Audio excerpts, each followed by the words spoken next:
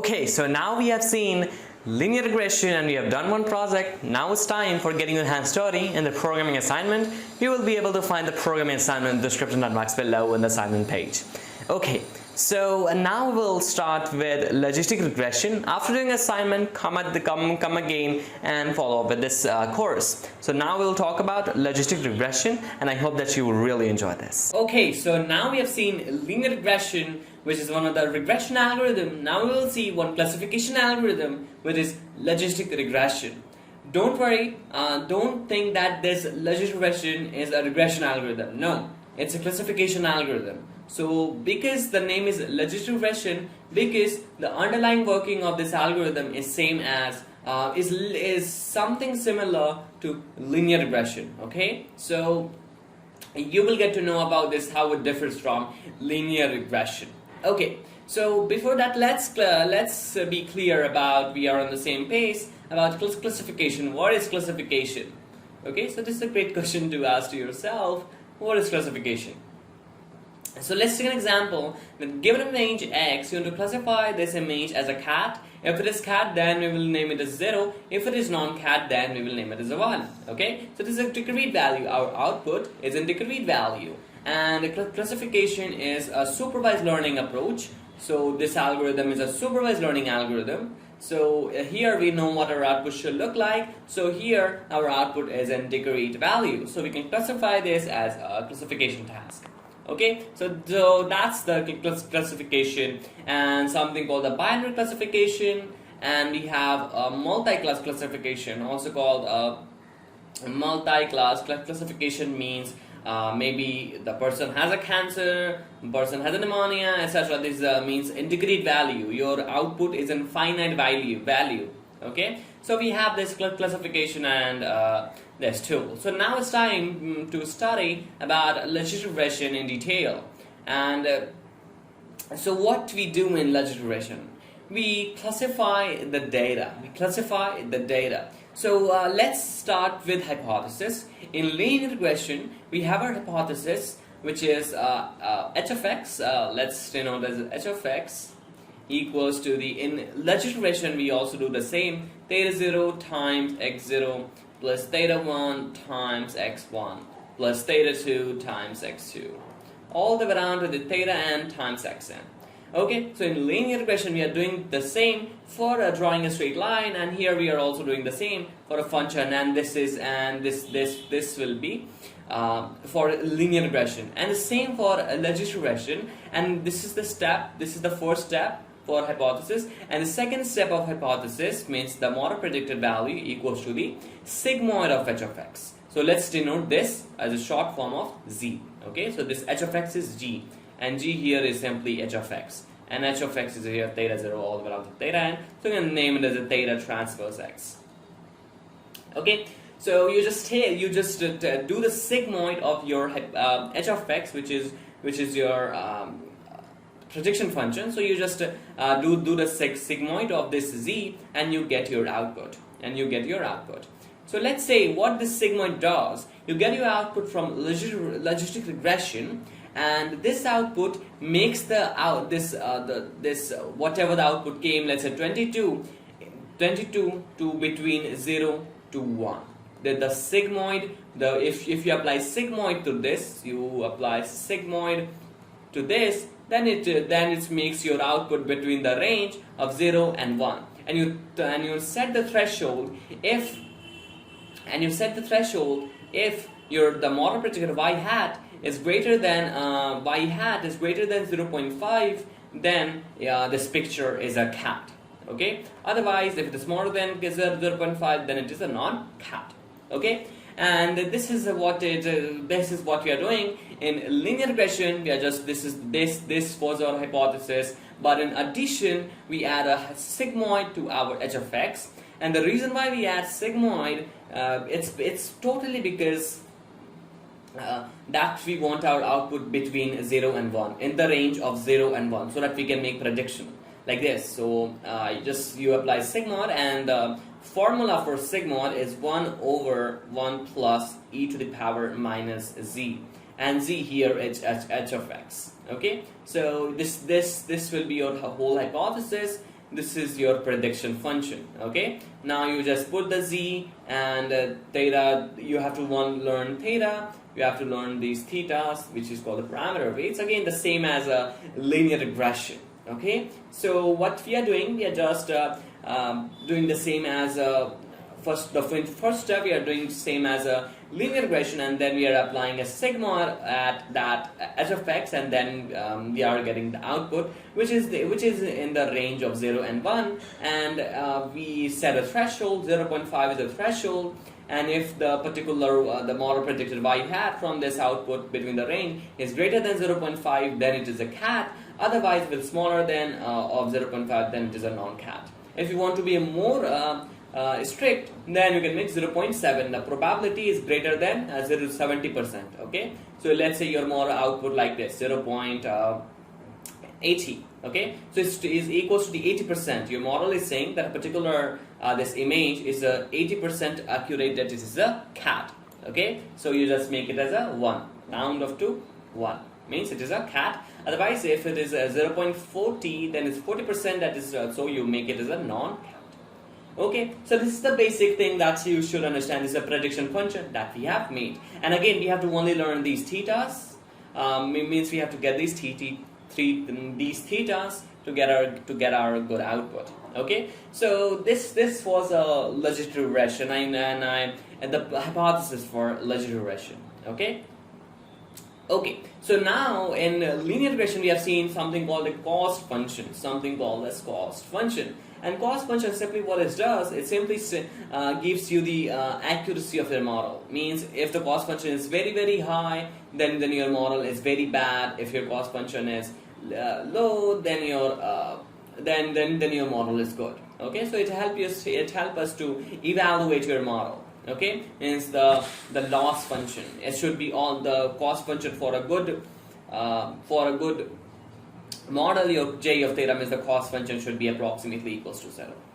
Okay, so in logistic regression we have defined a little bit different this cost function like this. Let's do for one training example like this. J of theta equals to -1 times yi, the log of h of xi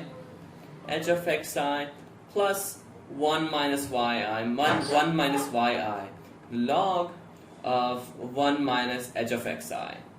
Okay, so this is your cost function for one training example, and you can see over here that we have a cost function -1 times the yi times the log of h of xi, and 1 minus yi times the log of 1 minus h of xi. So what we are actually doing, so let's break down this equation and let's understand step by step. Okay, so what we are doing here, we are doing yi is the ground truth, and h of xi is your model predicted value, which is the model predicted value, and it's just taking the log of that your model and multiplying with the yi. Okay, so let's say your y is equals to 0, and your model predicted y hat is also equals to 0, then your cost function will be approximately equals to 0, because they both are same, so your cost function will be 0. Okay, will be low. If let's say your ground truth is 1 and your model predicted is equals to the 0, then this is a mismatch. Your model done very bad, so your cost function will be very, very high. Okay, so this is what the basic intuition behind this cost function, and this is your basic formula. And again, you can see over here that we do this kind of for okay, so let me write the equation for m training example. We have done for one training example, so let's do for m training example. So let me write the equation for that. So you have a j of theta, and 1 over m, I equals to 1 all the way down to the m, yi, log of h of xi plus 1 minus yi, the log of 1 minus h of xi. Okay, so this is a log loss. This is sometimes called as log loss in terms of machine learning. So you just this is your cost function that is used to use as a loss function that we have seen so far. And I've given an example when both the output is correct, your ground truth and your mod predictor is equals, then your cost function will be 0. Otherwise, if it is different, then your cost function will be very, very high. Okay, so this is the cost function for your logistic regression model. So let's recapitulate the two things, the hypothesis and your for cost function. So the hypothesis is that h of x equals to the sigmoid of z, and z here is theta transpose times x. Okay, the dot product between transpose times x, and you just take it's the equation which is similarly equals to 1 over 1 plus e to the power minus c, and z here is just a theta transpose x, Okay, so the theta contains the parameter weights, and x contains the x1, x0, x1 all the way to multiply. Okay, and in by convention we are using x0 equals to 1. You can re-watch that linear regression section once more if you are getting a little bit confused, because I've gone a little bit slow there. Okay, so and the gradient descent for getting the good, for reducing this j of theta, or for getting the good optimal parameter, we use gradient descent algorithm. And gradient descent, what it does the same. Here is your theta, where the cost function is very, very high. This is your cost function diagram. So your cost function will be very, very high when your theta is here. When you change theta, your cost function a little bit decreases over here. Again you change. Means you're taking out the gradient of your cost function and checking if it is going down. If it is, then you just update your parameter. Let's say theta 0 was here to be theta 1 to be here 2. Then you update theta 1 to be little bit 2.1. Then your cost function decreases. Then you do the same for getting into the global optimum over here. Okay, like this. Okay, so here's an equation for the same. So how's the equation? You just I'm doing it here. Theta z for it just means the taking of the partial derivative. J of theta equals to the 1 over m. This is your equation after deriving from cost function. This is your equation forms I equals to 1 all the way down to the m. Xi minus yi. Okay, and you just add up some kind of xj times xj. Okay, so this is your cost function. That's it. This is the taking of the partial derivative. Although it might change a little bit because everyone has a different kind of but it's similar to many of them. Okay, and then you just take out the partial derivative of your cost function j of theta, and then you update the theta by taking out the gradient. Then you update the theta like this. Theta z minus the learning rate alpha, and this is your previous theta, and this is a new theta, means updated theta, and you are taking out the partial derivative of cost function, and it's just the same. You just tweaks your parameter and checks if your cost function is decreasing or not. Okay, so we are done with the logistic regression, and I really hope that you enjoyed. So let's recap, and then we will a little bit go further into vectorization of this code.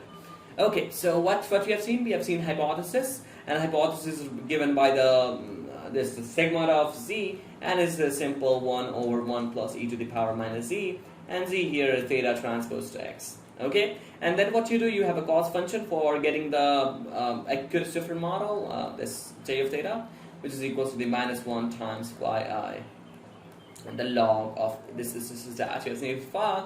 And for M training example, you have that, and the gradient descent, you just update you just update the theta, and theta z minus the learning rate alpha, and you just take out a partial derivative of your cost function j of theta.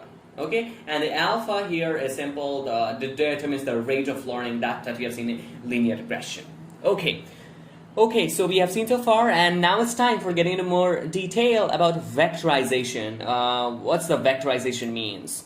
So vectorization means is you are taking some amount of time, but if you want to do at once, if you want to do all the calculation at once, so here is a vectorized code for cost function. Okay, so I'm writing for cost function, which is a vectorized code.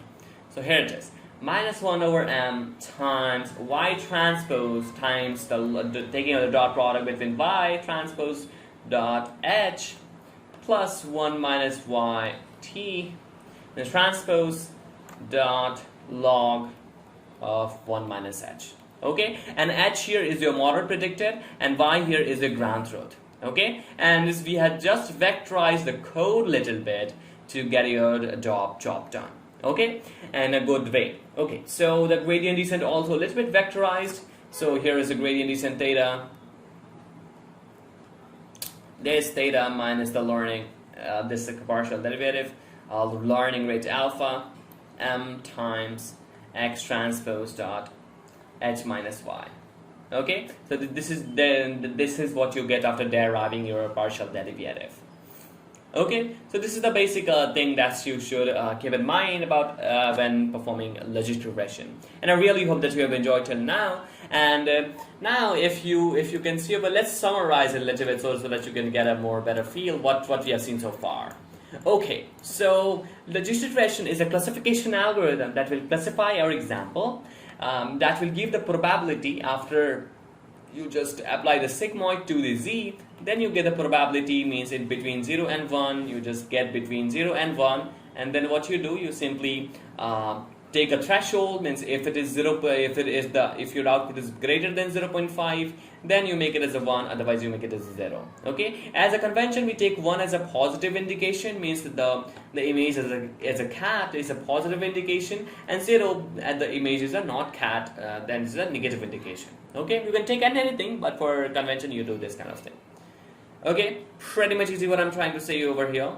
Okay, so we have the hypothesis, and we have a cost function for checking the accuracy of our model, and we have a gradient descent for getting your best optimal theta. And again, we are only learning theta over here using the gradient descent algorithm. Okay, so now I think we are done with logistic regression, and in the next section we will go over to project, which is breeze cancer detection system, and then we'll go a little bit further into understanding the support vector machine. Okay, and I really hope that you will enjoy that section also. So let's meet at the next section.